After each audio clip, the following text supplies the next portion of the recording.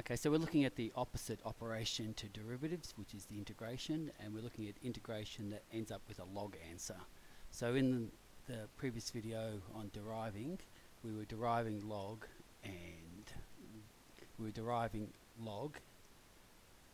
and getting 1 over x, so the opposite must be true, that we could integrate 1 on x and go back to log.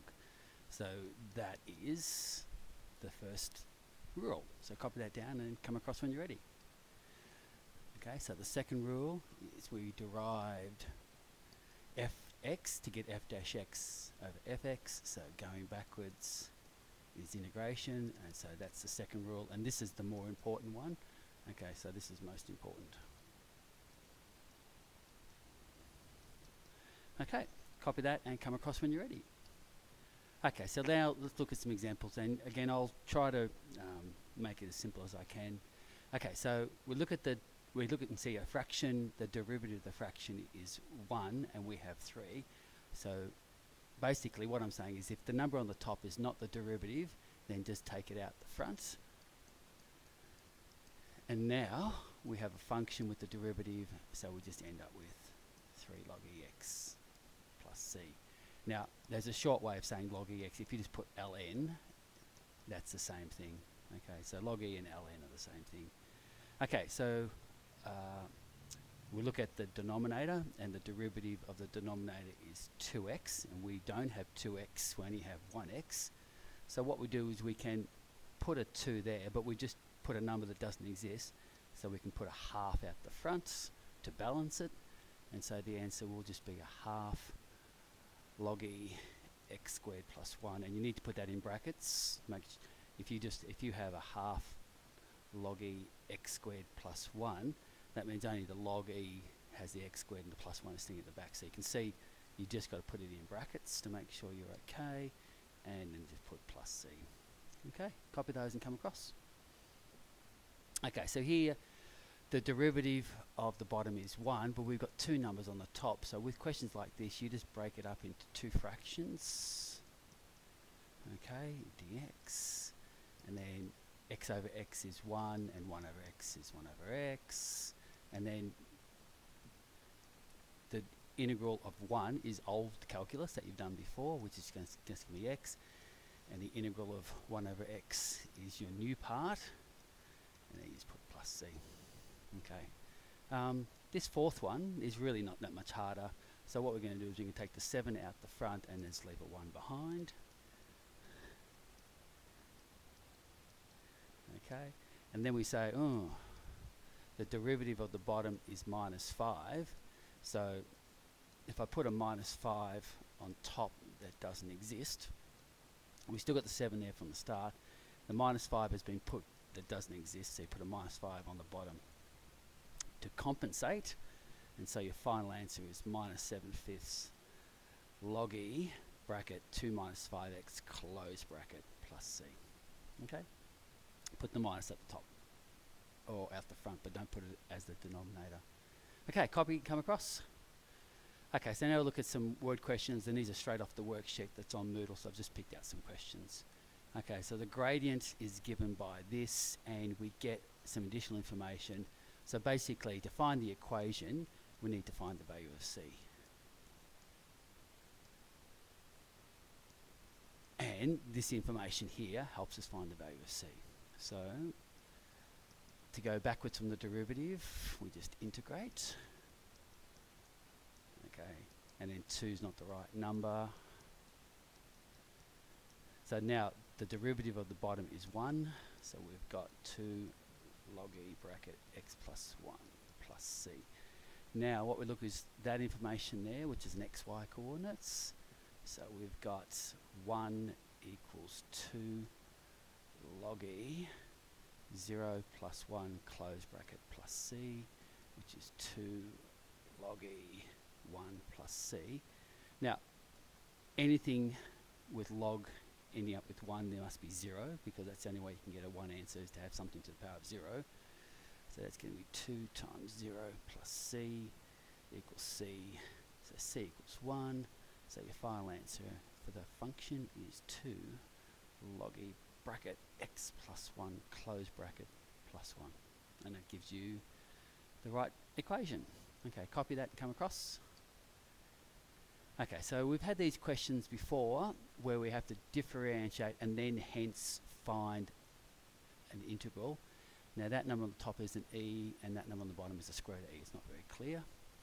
Okay, so we need to derive and then somehow part of this derivative will be in that answer. Okay, so we look at this function here and it's got two parts with x, so we have to use the product rule.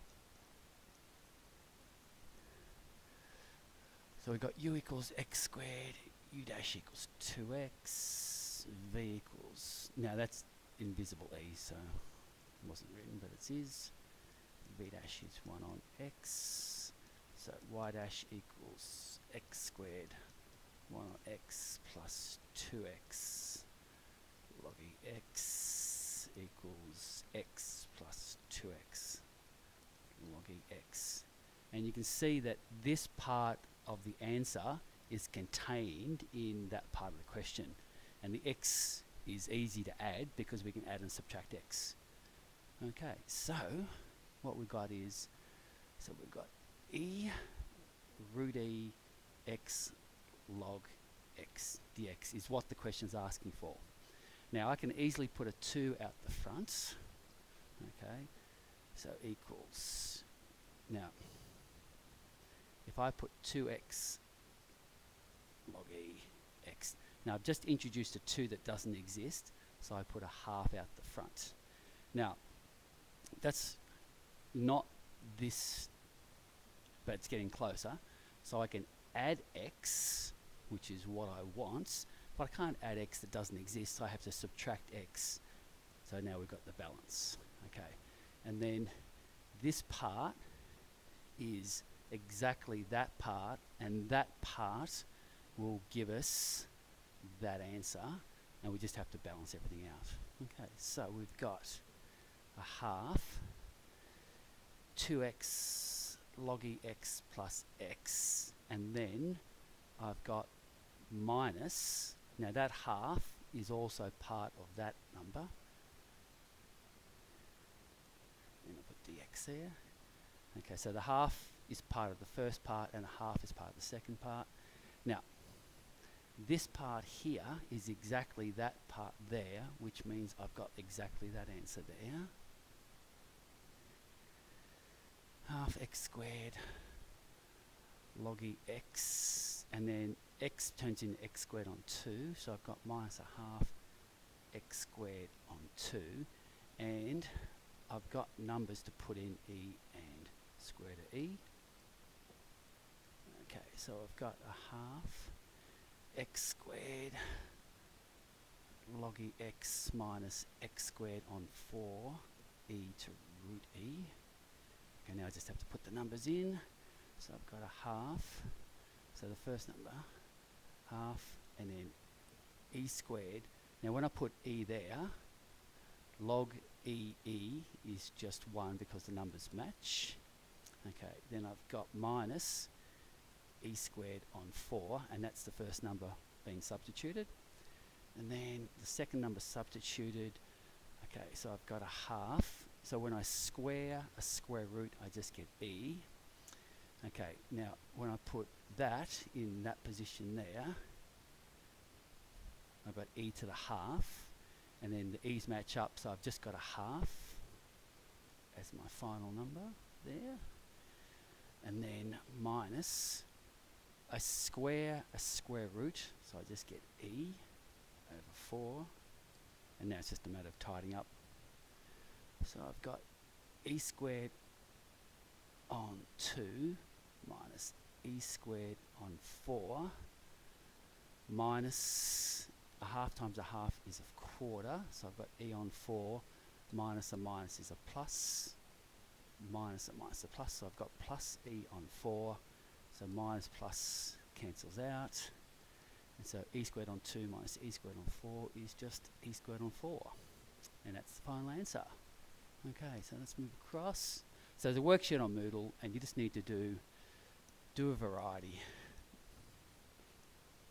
of questions, but make sure you do some of the harder ones at the end. So just practice the normal integration. Do normal integration as well. But these are more important ones. Okay, thanks. Bye.